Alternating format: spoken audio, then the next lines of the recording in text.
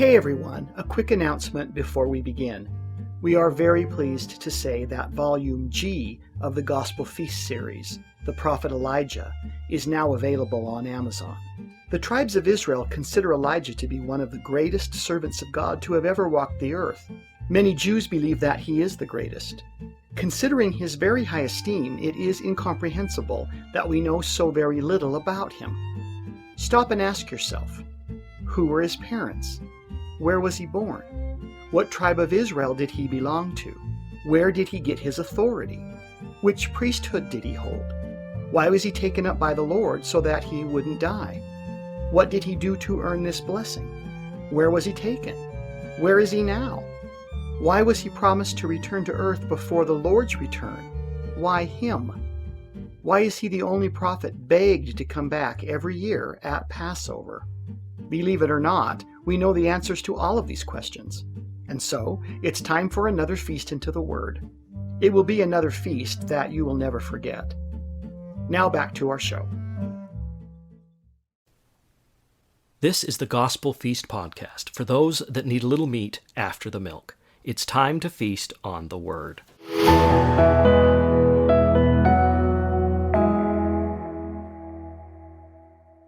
Welcome back. In this episode, we are going to explore the last wish of Jonah's heart, that the evil city of Nineveh come to an end. Jonah, as you may remember, was a Galilean. The Lord would allow another man from Galilee to proclaim Nineveh's end. It is kind of a humorous side note, but you may remember how the Jews of Jesus' day mocked him, saying that no prophet comes from Galilee. Well, at least two great prophets did, and both of them declared the end of Lucifer's greatest power at that time on the earth. Our Lord was in great company when he announced the very same with his men from Galilee centuries later. I'm very excited about this feast because I admit that before now I've had no interest in reading Nahum, but even famous reverends like Oxford's Reverend John Owen said in circa 1660 that no one of the prophets seems to equal the sublimity, the vehemence, and the boldness of Nahum. His prophecy is a complete and finished poem. So now, let's add this prophet to our list of beloved ones. Read, let's continue. Jonah did not live to see the destruction of Nineveh, but he did prophesy against it. The Jews believed that a later prophet, Nahum, also from Galilee, would finish the prophecy of Jonah. Nahum did not glory in the destruction of Israel's national enemy. Perhaps this was one reason that God chose him over Jonah to deal the prophetic blow.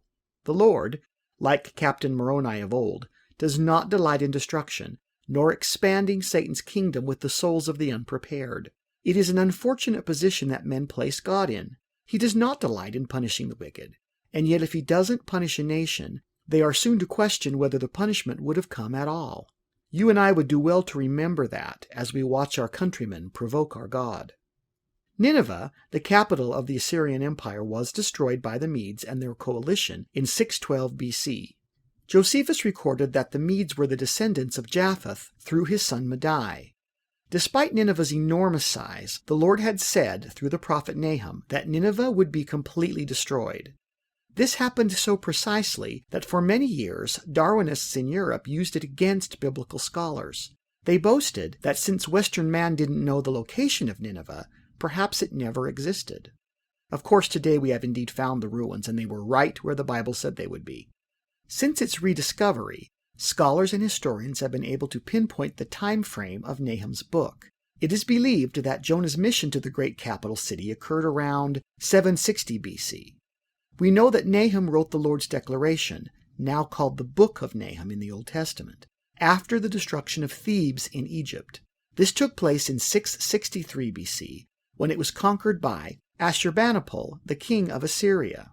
Nineveh was still standing at that time. Thebes returned to power in 654 BC, so Nahum's writings can be dated between these dates. The year of Nineveh's destruction is mentioned in an ancient record titled The Fall of Nineveh Chronicle, currently in the British Museum. It contains the story of the destruction of the Assyrian Empire, step by step and year by year, until finally the armies of Akkad, king of the Medes, with his allies the Chaldeans, rebelling Assyrians, Babylonians, Scythians, and Cimmerians, besieged Nineveh in 612 BC. They completely sacked the capital and overthrew the entire empire only 3 years later. The hole caused by the loss paved the way for Nebuchadnezzar's rise circa 605 BC. Let's explore Nahum's short book as a means of better understanding the Lord's dealings with Nineveh and how the Lord always keeps his promises. Nineveh had been warned, and through repentance bought herself several years, but it was not to last. We know a little about Nahum. His name means comforter, and he was from Capernaum in Galilee. He also lived in Elkosh. He received the following vision from the Lord. Nahum 1:1. The burden of Nineveh. The book of the vision of Nahum, the Elkoshite. The rabbis say that this opening verse could also be read as saying, This is the harsh cup which Nineveh will bear. A book of vision has already been written concerning Nineveh, the prophecy of Jonah son of Amittai. And now again, Nahum, the Elkoshite, prophesied this harsh prophecy over it. Thus, Nahum's book can be seen as a continuation of Jonah's work and ministry. Nahum would give us this insight into the Lord's frustration with the Assyrians. God is jealous, and the Lord revengeth. The Lord revengeth, and is furious. The Lord will take vengeance on his adversaries, and he reserveth wrath for his enemies. Hebrew contains no word like the English very. In Hebrew, if you wish to emphasize something so as to say, the Lord is very angry, as opposed to just regular angry, you repeat the word. Here we see that the Lord is very angry, as the word revenge and vengeance is repeated. How mad is the Lord? He is very, very, very mad. The Lord is slow to anger, and great in power, and will not at all acquit the wicked. The Lord hath his way in the whirlwind and in the storm, and the clouds are the dust of his feet. In other words, because the Lord doesn't get mad easily, and since he is 3 times very mad now, one can be sure that Nineveh has really ticked him off. The Lord is also almighty. Men see astounding shows of nature like tornadoes or swirling wind and storms and are amazed. But these are but the dust of the Lord's feet. To him, the mightiest terror that nature can show is absolutely nothing. He rebuketh the sea, and maketh it dry, and drieth up all the rivers. Bashan languisheth, and Carmel, and the flower of Lebanon languisheth. The mountains quake at him, and the hills melt. And the earth is burned at his presence, yea, the world and all that dwell therein. Anciently, Bashan, Carmel, and Lebanon were seats of great power. They too are nothing. The comment on the sea made dry, as well as the rivers which feed it, should now take on additional meaning to you in the wake of our Jonah study.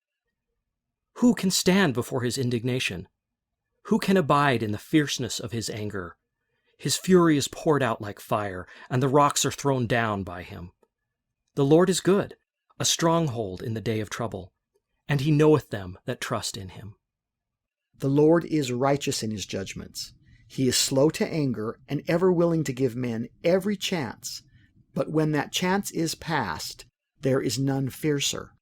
He is also the greatest of commanders. He knows who is on his side, and will save them in the end, in the day of their trouble, be that in the flesh upon the earth, or after death, in the midst of an oceanic prison. But with an overrunning flood he will make an utter end of the place thereof, and darkness shall pursue his enemies.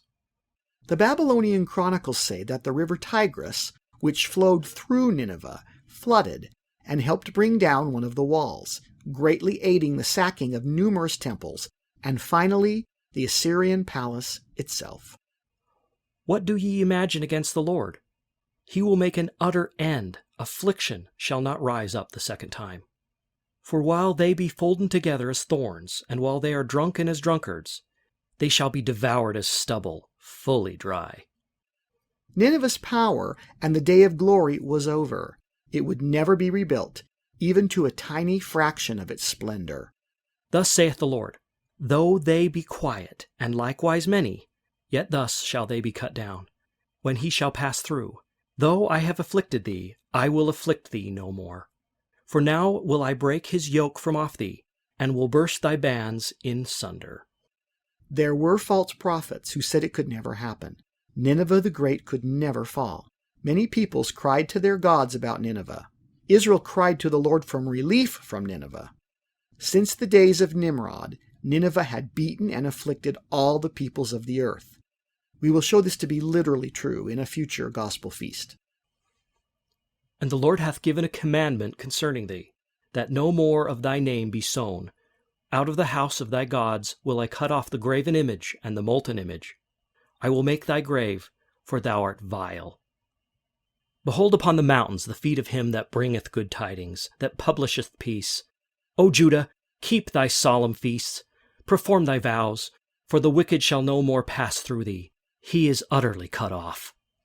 The Lord was ready to hear their pleas. He also had a special message for his personal stewardship, the remaining people of Israel, the Jews.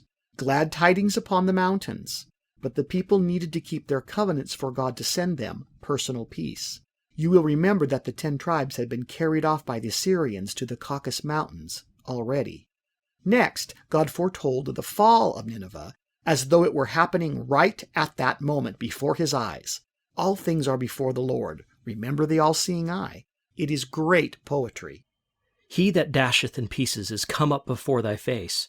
Keep the munition, watch the way, make thy loins strong, fortify thy power mightily.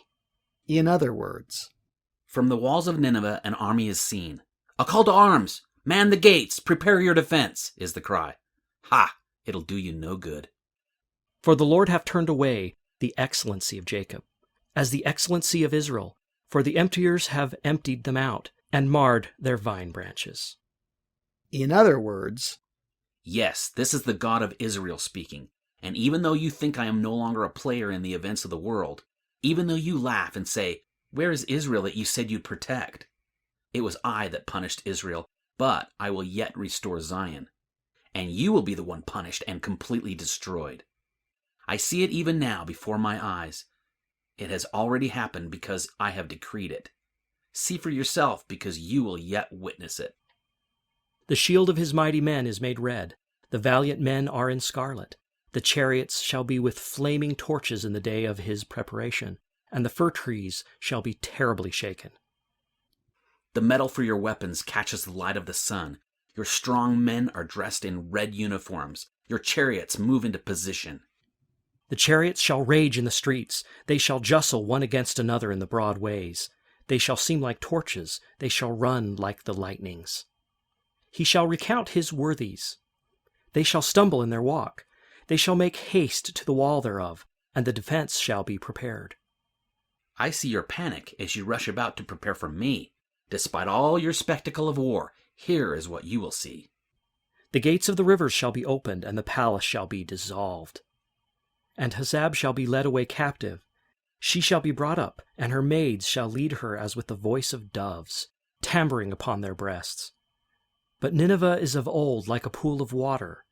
Yet they shall flee away. Stand, stand, shall they cry, but none shall look back. The river will knock down your walls. Your palace has been completely sacked. Your harem and women are crying like doves, beating their breasts in sorrow. Like a pool of water before the noonday sun, Nineveh is evaporated, gone. The king is screaming to the men, stand and fight! But they do not. Your strong men are scared. See their loyalty. They are running away. Take ye the spoil of silver, take the spoil of gold, for there's none end of the store and glory out of all the pleasant furniture.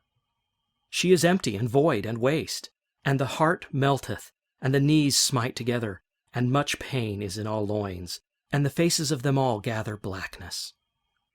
It is said that there is no end to the wealth of Nineveh, but look, all your treasure is being taken away from you. See the terror. You cannot even hold your bowels. You are peeing all over yourselves. Even your warriors have wet themselves like baby boys. Your faces look like death. Where is the dwelling of the lions, and the feeding place of the young lions, where the lion, even the old lion, walked, and the lions whelp, and none made them afraid? The lion did tear in pieces enough for his whelps, and strangled for his lionesses. and filled his holes with prey and his den with ravin. You thought of yourselves as lions. Your mansions were dens of power where your powerful lords fed and where your young princes took their spoils. You're so proud. Even your old men strutted around and your children thought they were mighty. You all feared nothing, but you are in terror now, aren't you? You fed your children on the death of others. You murdered to feed your women and piled your prey upon the earth and heaped them in your homes. You are more beasts than children of men. See, where are you now? You wonder how this is possible, you men of great strength. It is because... Behold, I am against thee, saith the Lord of hosts, and I will burn her chariots in the smoke, and the sword shall devour thy young lions, and I will cut off thy prey from the earth, and the voice of thy messengers shall no more be heard. I am is against you. Yes, even the great Jehovah, the Lord of the armies of heaven. It is I who crushed you and stopped your hunting of the children of men. You made them your prey. This same great God will now lay out his grievances, since he is the righteous judge of all the nations. Woe to the bloody city! It is all full of lies and robbery. The prey departeth not. The noise of a whip, and the noise of the rattling of the wheels, and of the prancing horses, and of the jumping chariots. The horseman lifteth up both the bright sword and the glittering spear, and there is a multitude of slain, and a great number of carcasses, and there is none end of their corpses. They stumble upon their corpses. Because of the multitude of the whoredoms of the well-favored harlot, the mistress of witchcrafts, that selleth nations through her whoredoms, and families through her witchcrafts. Nineveh, your sins never end. You murder and murder. You hold up slutty women for praise. Your men only think of plunder, sex, and violence. You have killed so many people that you are tripping over them. Your wealth and beauties are infectious. You have reigned with blood and horror on the earth so long that other nations want to emulate you. You think you have no enemies, no one to stop you. But wait, despite all of this splendor, you do have an enemy, one that is stronger than you can imagine. Behold, I am against thee, saith the Lord of hosts, and I will discover thy skirts upon thy face, and I will shew the nations thy nakedness, and the kingdoms thy shame. The great I Am has declared war against you. I am going to lift your skirts and show the world your naked bodies. I am going to publicly shame you. And I will cast abominable filth upon thee, and make thee vile, and will set thee as a gazing stock. I will cover your naked bodies in your own filth. The world will see that you have pissed yourself, and your own crap has run down your legs. You who thought you were lions, see, you are nothing but terrified prey, staring wide-eyed, unable to flee away while my eye is upon you. I am the Lion of Israel who you see. I am the real lion in your midst. And it shall come to pass that all they that look upon thee shall flee from thee, and say, Nineveh is laid waste. Who will bemoan her? Whence shall I seek comforters for thee? Where are your mourners at this your funeral? The people who would have cried over your corpses are fleeing away. Art thou better than populous No, that was situate among the rivers, that had the rivers round about it, whose rampart was the sea, and her wall was from the sea? You are now like the city of Thebes you destroyed without mercy. She was protected by water too, remember? Ethiopia and Egypt were her strength, and it was infinite. Put and Lubim were thy helpers. Yet was she carried away. She went into captivity. Her young children also were dashed in pieces at the top of all the streets. And they cast lots for her honorable men, and all her great men were bound in chains. Thebes was great too, Nineveh, but she's gone. Her babies were killed, and her powerful men were sold as slaves while you rolled dice to see who would own them. You bought and sold their warriors. Remember what you did? Who is being sold like furniture now? Can your muscles save you from my arm? Thou also shalt be drunken. Thou shalt be hid. Thou shalt seek strength because of the enemy. All thy strongholds shall be like fig trees with the first ripe figs. If they be shaken, they shall even fall into the mouth of the eater. See, you can't think straight. You are so scared and in chaos that you stumble around like you were drunk, and this the day of your peril. You are hiding. You who thought you were lions, you are hiding. You are like figs that are so ripe and shaken, a man can simply stand under a tree and open his mouth. You fall right in, and he eats you up. Behold, thy people in the midst of thee are women. The gates of thy land shall be set wide open unto thine enemies. The fire shall devour thy bars. Look, your warriors are as weak as women. Your strongest gates are open, and your enemies are simply walking inside and burning your strongest holds. Draw thee waters for the siege. Fortify thy strongholds. Go into clay, and tread the mortar. Make strong the brick kiln. There shall the fire devour thee. The sword shall cut thee off. It shall eat thee up like the cankerworm. Make thyself many as the cankerworm. Make thyself many as the locusts. Go ahead and try to prepare for this. Store up an ocean of water and tons of food. Make your walls double thick and twice as high if you can. There will be no escape for you no matter what you do. Try and make yourself into a mighty swarm. Just like a swarm, like the locusts that overwhelm a nation and devour it, you are being destroyed. Thou hast multiplied thy merchants above the stars of heaven. The cankerworm spoileth, and flieth away. Thy crowned are as the locusts, and thy captains as the great grasshoppers, which camp in the hedges in the cold day, but when the sun ariseth, they flee away, and their place is not known where they are. You have so many merchants and wealth, possessions and industry. So many warriors and soldiers, you think you outnumber all of the nations of the earth. Oh, your pride. Just like locusts, your merchants and friends will strip your land and flee until they are gone. Your leaders and soldiers will huddle together in terror like insects in a bush when it is cold. My sun will rise, and they will disappear and leave you, Nineveh, just as vermin that cannot bear the heat and fly away. Thy shepherds slumber, O king of Assyria. Thy nobles shall dwell in the dust. Thy people is scattered upon the mountains, and no man gathereth them. There is no healing of thy bruise. Thy wound is grievous. All that hear the bruit of thee shall clap the hands over thee. For upon whom hath not thy wickedness passed continually? Your national leaders, whom you believe shepherd you, are asleep at their posts. The presidents and governors that you look up to are asleep in your time of greatest need, and your powerful princes and CEOs are dead in the dust. Your people are scattered across the mountain ranges, homeless, listless, and helpless. There will be no healing of your national culture and identity. You are wounded, and your wound is fatal. Here are your enemies, the one that you have oppressed so long. They are rejoicing. They are singing the songs of joy over your destruction and suffering. They are glad and feast and dance and clap their hands for joy at your sorrow. There are no peoples upon the whole earth that have not suffered because of you. The great day of your power is ended. You have ruled from the rivers to the ends of the ocean. But there was one, the Lord of Israel, who conquered you. There was one who was able to make you afraid.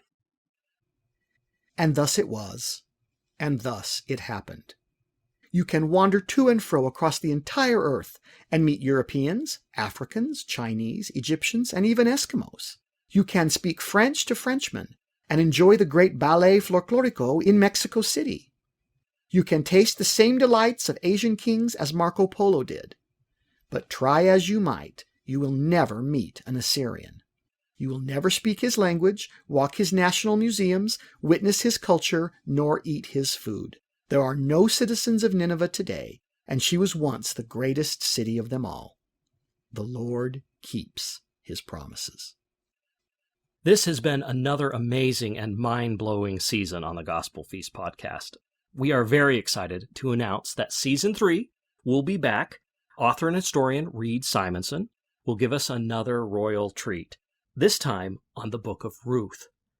We know that Ruth is many people's favorite Old Testament book, so this is going to be very exciting. We would like to thank all of our listeners for the many kind comments, online reviews, and submitted questions. We are grateful that we are being listened to. As of this date, in 482 locations spanning 26 countries. It just goes to show that so many of us are ready for some meat after the milk. Please know that most of the podcast services in which you are getting access to these gospel feasts allow you to subscribe or otherwise get automatic reminders sent when our new podcasts and new seasons become available. This is the surest way you have to make sure you do not miss the Book of Ruth. and I can promise you this will be a wonderful feast. So until Season 3, remember that you are still able to enjoy all of the author's books on Amazon or Kindle. And my recommendation, in preparation for the study of Ruth, please go back and study the Eastern thinking chapters in Daniel in the Last Days and Jonah and the Great Plan of Happiness. That will prepare you for a truly Eastern book, the Book of Ruth. I can guarantee you, you will not want to miss Season 3, the Book of Ruth. A very special thank you to Hollywood actor Jim Jepson for his voice talents.